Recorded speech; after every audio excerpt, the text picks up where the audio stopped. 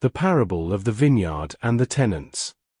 After the scribes who had tried to trap Jesus with their questions had heard the parable of the two sons, they left the temple courtyard in silence. Jesus turned his attention back to the people and told them another parable. There was a certain good man, a landowner, who planted a vineyard. He put a fence around it, dug a pit for the winepress, and built a watchtower. Then he leased the vineyard to tenants and went on a long journey abroad. When the season for grapes drew near, he sent servants to the tenants to collect his share of the produce. But the tenants conspired with each other and refused to pay the rent.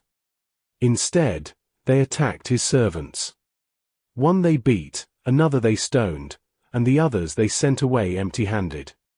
When the landowner heard of this, he sent other servants, more than the first group, to deal with these wicked tenants, and they too were beaten and mistreated. Finally, he sent his beloved son, his heir, thinking, "They may mistreat my servants, but they will surely respect my beloved son." But when these wicked tenants saw the son coming, they said to each other, "This is the heir. If we kill him, we will inherit the vineyard." So they seized him, threw him out of the vineyard, and killed him.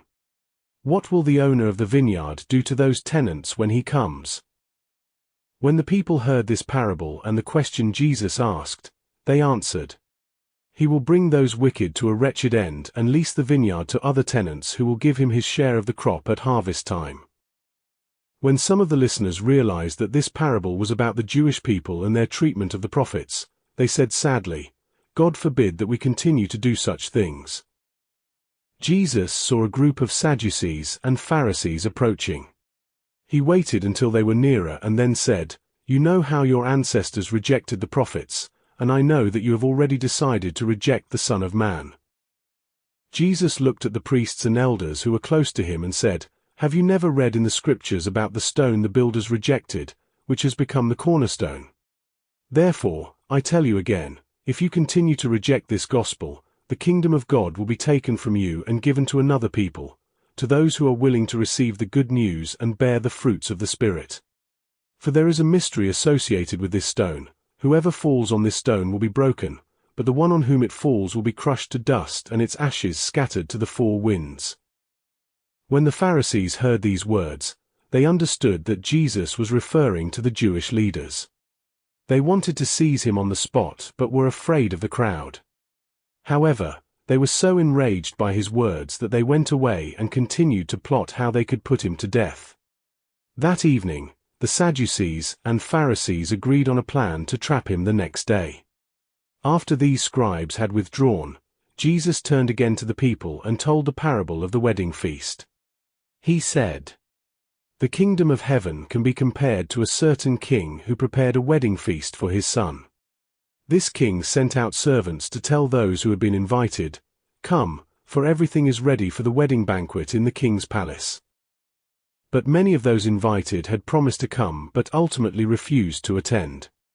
When the king learned that his invitation was being rejected by many, he sent other servants with these instructions, 'Tell those who have been invited, "Come, for the meal is prepared. My oxen and fattened cattle have been slaughtered, and everything is ready for the celebration of my son's wedding."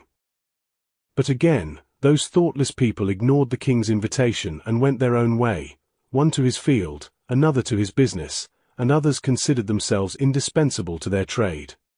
Some even reacted to the invitation with outright rebellion, attacking and shamefully mistreating the servants, even killing a few of them.